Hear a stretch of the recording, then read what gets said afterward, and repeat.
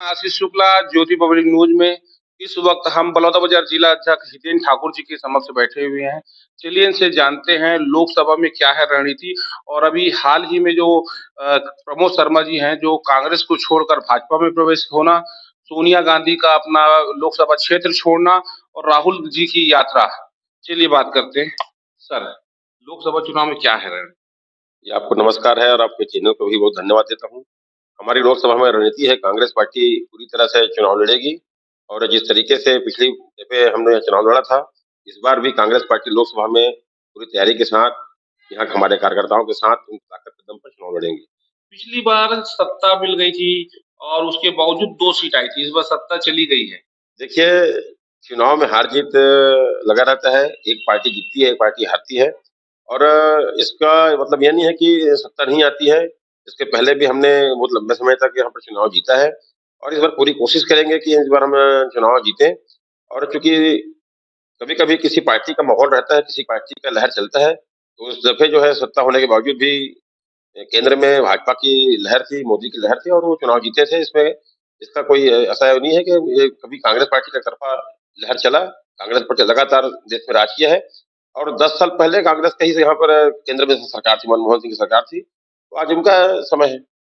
Bharatiya Janata party की नेता आरोप लगा रही कि सोनिया गांधी जो अपना लोकसभा क्षेत्र रायबरेली को छोड़ के जा रही हैं, कहीं न कहीं हार का कारण, हार का डर है। देखिए, ये भाजपा तो आरोप लगाती है, लेकिन सोनिया गांधी आपने भी देखा है कि सोनिया गांधी लगातार अस्वस्थ रहती हैं और वो लगातार उनका इलाज चल रहा है और अस्वस्थ उन्होंने एक रायबरेली के जनता के नाम एक पत्र भी भेजा है। उनमें उन्होंने अपने स्वास्थ्य का हवाला भी दिया है और स्वास्थ्यगत कारणों से उन्होंने चुनाव नहीं लड़ने का निर्णय लिया है। और भाजपा में भी कई बहुत सारे नेता हैं जिनको उनके राष्ट्रीय अध्यक्ष है जेपी नड्डा, उनको भी राज्यसभा से भेजा गया है। तो राज्यसभा भी में भी लोग जाते हैं, बहुत सारे बड़े-बड़े भाजपा के दिग्गज भी हैं जो राज्यसभा से जाते हैं, तो ये कोई बहुत बड़ा कारण नहीं है। उसकी जगह पे कांग्रेस का कोई दूसरा नेता वहाँ चुनाव लड़ेगा। कुछ दिन पूर्व राहुल गांधी की भारत जोड़ो यात्रा छत्तीसगढ़ से होके गुजरी। कैसा देखते हैं इस यात्रा को? देखिए, उस यात्रा में देश के छत्तीसगढ़ के कोने-कोने से लोग गए थे और रायगढ़ से यात्रा चालू हुई और अंबिकापुर से लेके बलरामपुर तक यात्रा चली और उस यात्रा में हमारे जिले से बहुत लोग शामिल हुए और उस यात्रा में जनता ने अभूतपूर्व योगदान दिया, अभूतपूर्व वहाँ पर लोग शामिल हुए।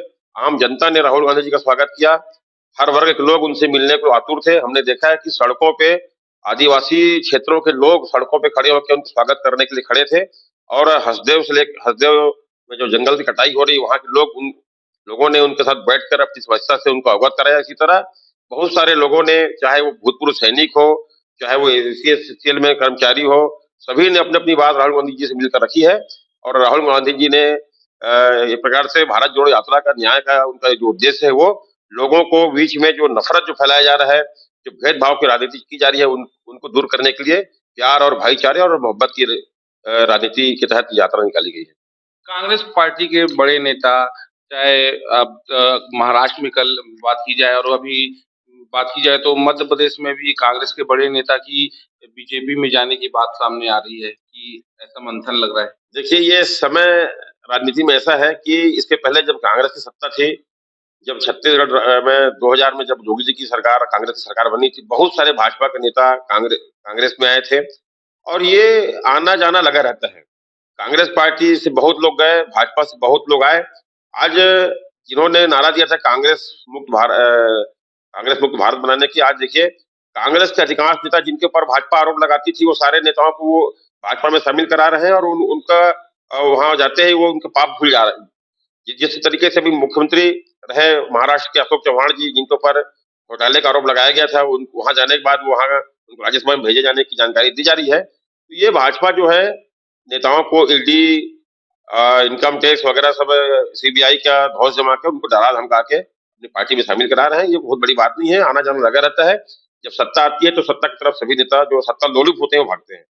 ये राम मंदिर के मुद्दे पे क्या लगता है कि इसको भाजपा को फायदा मिलेगा या कांग्रेस को नुकसान होगा जो राम मंदिर का विरोध करना, ना जाना उस कार्यक्रम में? देखिए, राम मंदिर का कहीं पर किसी ने विरोध नहीं किया है।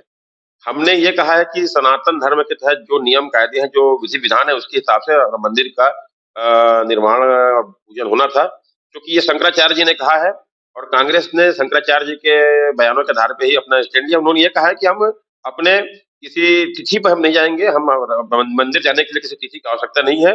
और मंदिर के जाने के लिए हमारे कई नेता वहां मंदिर गए भी।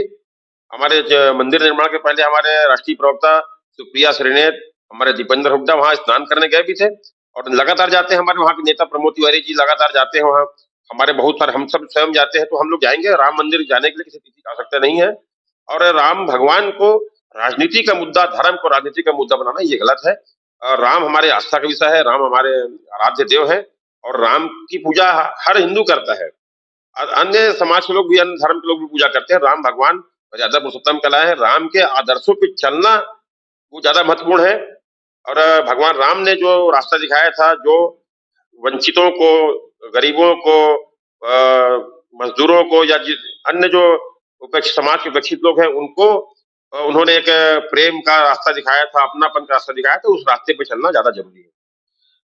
आपके जिले की बात की जाए तो यहाँ पास ब्लॉक स्तर के लोग काफ़ी जो एक जो भी कांग्रेस के नेता रहे प्रमोद शर्मा जी उनका विरोध किया गया कि उनको कांग्रेस में ना लिया जाए। उसके बावजूद कांग्रेस में लिया गया। आज स्थिति ये है वो कांग्रेस को छोड़कर भाजपा में प्रवेश करते हैं। इस पे क्या कहेंगे? देखिए, हमारे ब्लॉक के नेताओं ने इसलिए विरोध किया था कि क्योंकि प्रमोद शर्मा से पहले भी कांग्रेस में रहे। कांग्रेस में रहकर जिला पंचायत चुनाव जीते, जनपद में चुनाव जीते थे।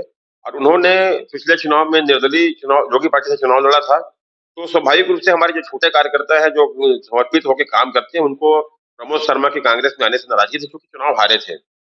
और उसके बावजूद भी हमारे वरिष्ठ नेताओं ने, हमारे प्रदेश नेताओं ने, बड़े नेताओं ने उनको कांग्रेस प्रवेश कराया। हमने उनका स्वागत किया। और बहुत जल्दी वो कांग्रेस छोड़ के चले गए, जबकि कांग्रेस पार्टी ने उनको भरपूर सम्मान दिया। हमने कहीं पर भी किसी तरह से उनके साथ कोई भेदभाव नहीं किया। कांग्रेस पार्टी में आने के बाद उनको यथोचित सम्मान दिया। और किस मोह के कारण वो कांग्रेस कांग्रेस छोड़े, ये वही जा बता सकते तो ये आप सुन रहे थे बलौदाबाजार जिला कांग्रेस के अध्यक्ष जितेंद्र ठाकुर को, जो अपनी बात बेदागी से रखते हुए आशीष शुक्ला ज्योति बबुल